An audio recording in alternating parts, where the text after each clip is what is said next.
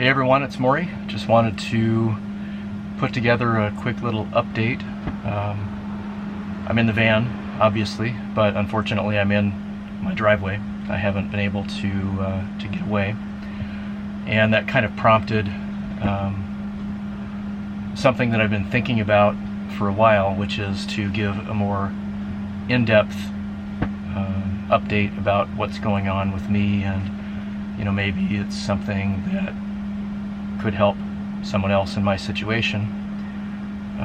I've been hesitant to do that because I don't want it to seem like I'm asking for sympathy or pity. It's very difficult for me to talk about myself in that regard to begin with. Recently I was talking with my friend and yours, Amber from Story Chasing, and she asked when I was going to do something like this.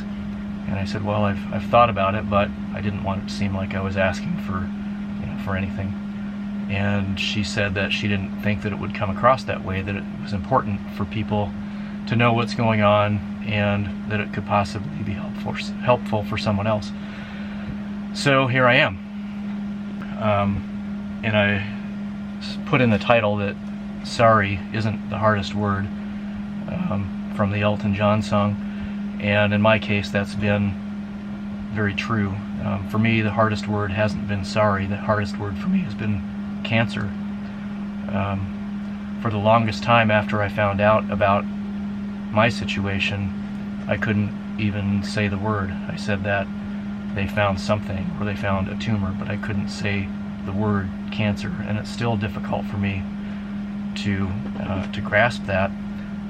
And when people say, I've had people joke about being able to use it. You could play the cancer card and get whatever you want. Just say I have cancer, and I've corrected them and said I had cancer, because I don't want to think of it that way. As far as I know, it's gone. I don't have any reason to think otherwise at this point, unless we find out something later. But for all intents and purposes right now, I had cancer. And I'm dealing with the result of all of that. And just to give you kind of a quick timeline, if you haven't seen any of my other videos, although to be fair, in those other videos I haven't really gone into a lot of detail, and most of what I've talked about has been kind of on the positive side.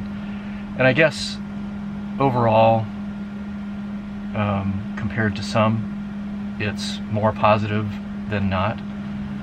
But the short story is that in April of this year, I was in the middle of selling my house and preparing for a trip back east. I was headed to Nashville and every place in between to visit friends and family.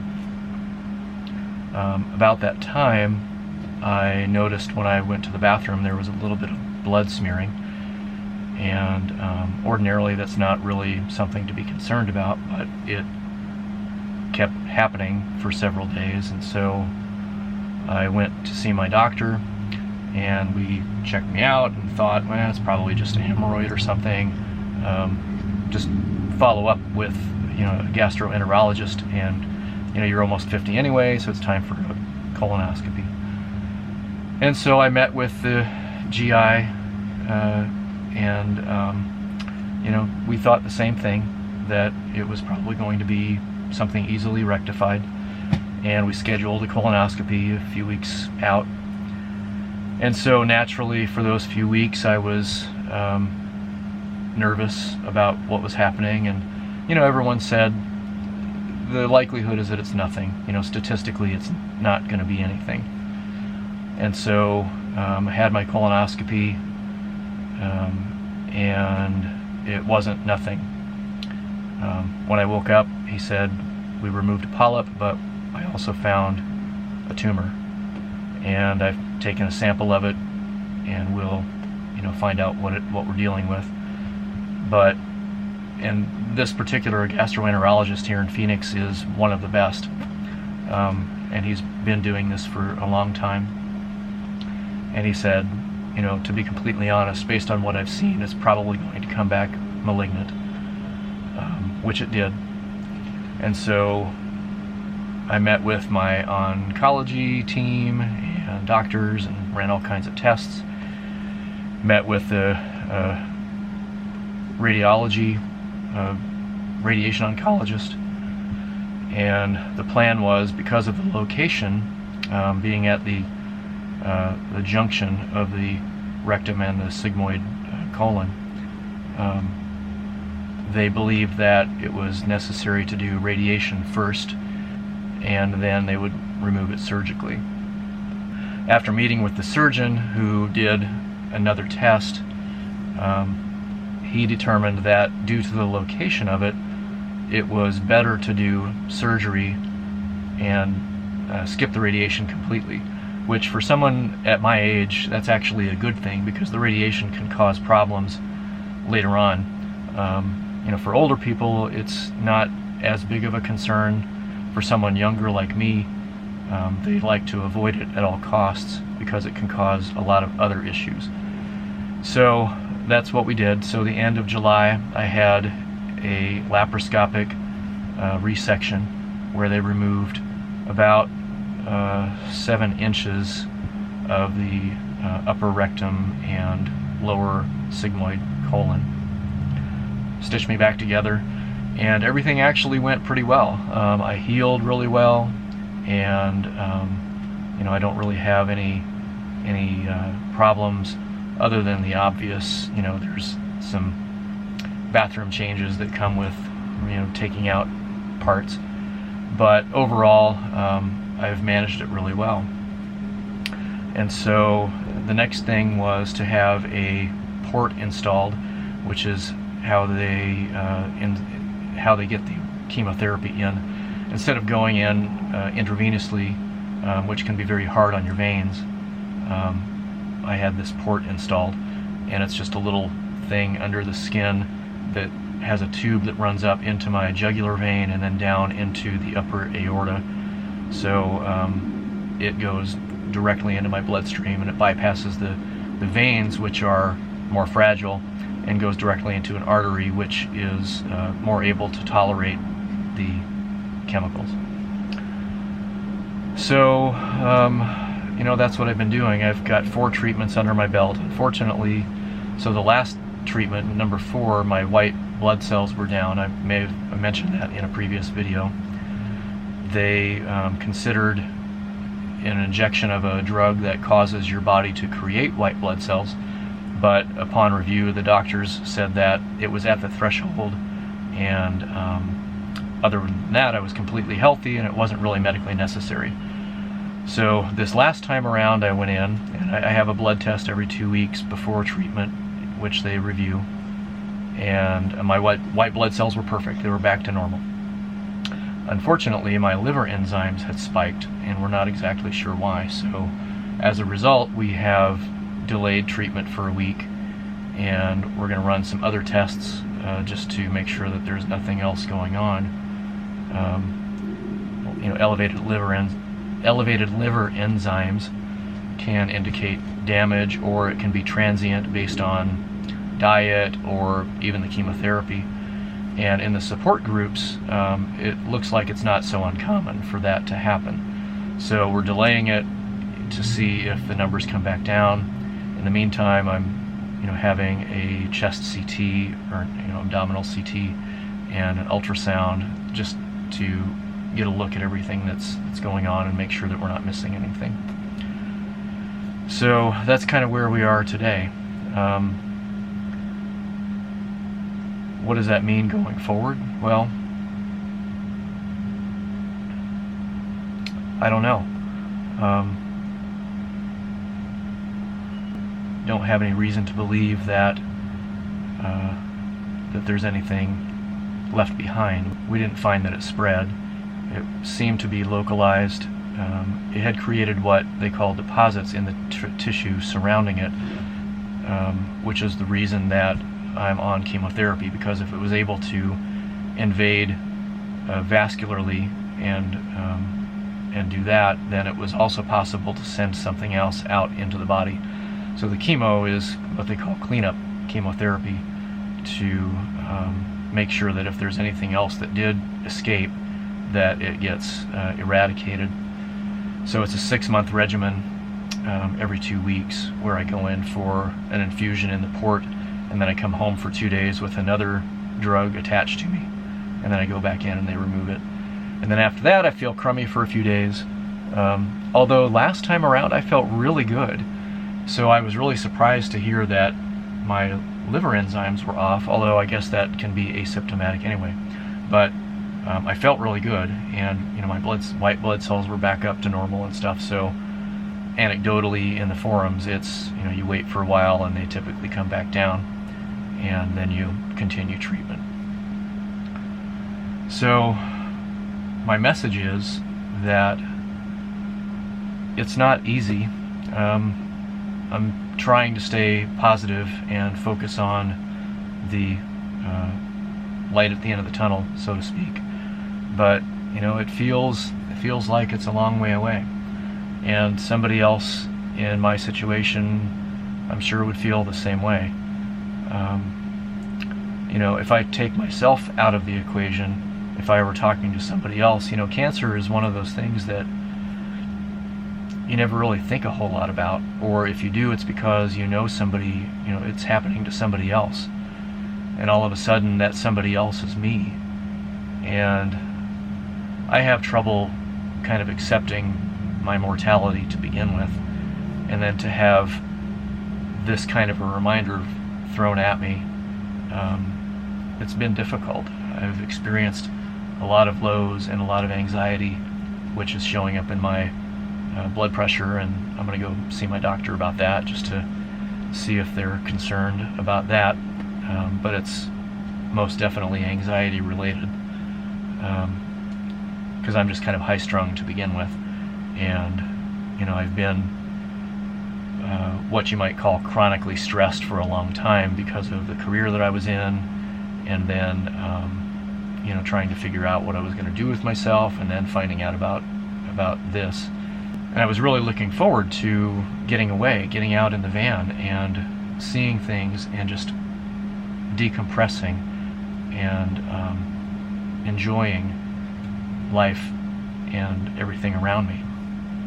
Unfortunately now, I'm kind of stuck here with some visits up to the cabin periodically, but it's not easy, and I'm unfortunately in a position where I don't really have much content for the channel in an RV travel or upgrade or repair kind of way, because I just don't have either the ability to do it or the energy to do it.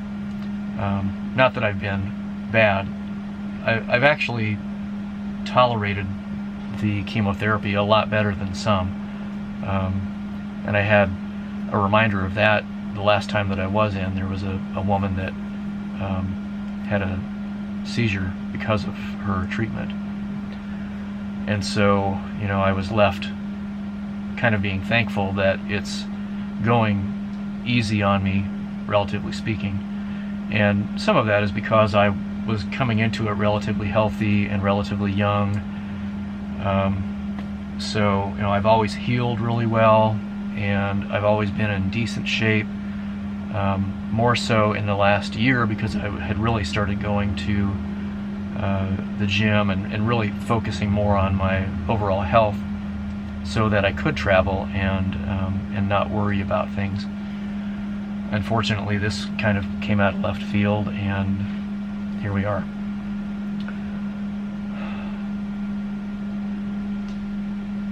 So I have to remind myself that it's not the end of days. We're still working on getting this taken care of and behind me, and and I have no reason to think that we didn't take care of the problem to begin with, that the chemotherapy is just sort of an insurance policy.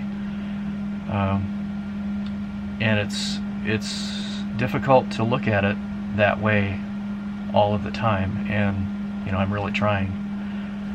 But I will say that the support from you and from my friends and family has been immensely helpful. I haven't really gone public with it yet. There's only a small group of people that I've told in my personal life. I haven't gone public on Facebook or anything like that, so most people don't know what's going on with me right now. And again, in part because I don't want to feel like I'm asking for sympathy, but at the same time, people remind me that they care and they want to know what's happening. So it's kind of a tough spot for someone like me who is very, I play it close to the chest, and I'm the one that always takes care of everyone else. And now I'm the one that needs help, and it's hard for me to reconcile that. And I'm working on it. I'm trying, and it's been a learning experience and an eye-opening experience, and I think it's important to, and I'm talking to myself here, it's important to continue looking forward and look at it in a positive way, what could happen and what I can do, and not focus on what's happening now and what I can't do. And I'm going to watch this back and try to listen to me, but I hope that someone else in my situation can look at it in that way and maybe have more success in seeing things that way. I know a lot of people are okay with, accepting that life is life, and eventually it comes to an end. And I can't grasp that concept. And so because of that, I have to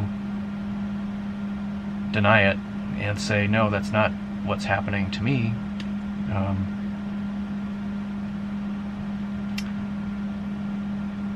So going forward, I'm going to try to put some things together here and there as I can, and depending on how things go, my treatment may get delayed a little more. Right now it's scheduled to finish in January, which, like I said, feels like forever, but eventually forever will be here. So I just have to continue looking forward to that and saying I've got 4 already under my belt, not I've only got 4 under my belt. And so once I get through all of this, my plan is to finish up all of my checkups and everything else that comes with it, and once I've got a window, I'm jumping out of it. I'm gonna hit the road, whether it's in the van or an airplane. I don't know yet, but I will obviously document it and share it with you. And also I want to thank all of you for the outpouring of support and the continued outpouring of support that you give me. I'm not wired to ask for help, and it's simultaneously difficult and heartwarming for me to see and hear everything that you and my friends and family have said. And so for that, I thank you very much.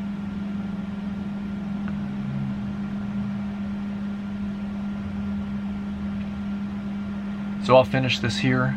This is more of a vlog, I guess. I've never really done a vlog before, but here we are in the van. I've got the fantastic fan running with the window open. It's actually really nice today in Arizona. We've had some rain finally. It's cooling down. It's 70-something degrees and sunny. And at the cabin, it's in the 40s and 50s at night. I wasn't able to go up this week because I have the doctor's appointments next week to follow up on, you know, the stuff that happened this previous week. But I'll get back up there also and do some exploring and maybe show you around. So with that, again, I can't say it enough. Thank you for your support and the good vibes. And if there's anyone watching this who is or has been in a similar situation and you need someone to talk to, send me a note, leave me a comment. I'm more than happy to talk with you, maybe through the process of helping someone else feel better. I'll realize a little bit more that my situation is going to be okay. Yeah. So, until next time, I'm still here, and I'm still trying to put stuff together for you. But just know that, you know, it's not over yet. See you next time.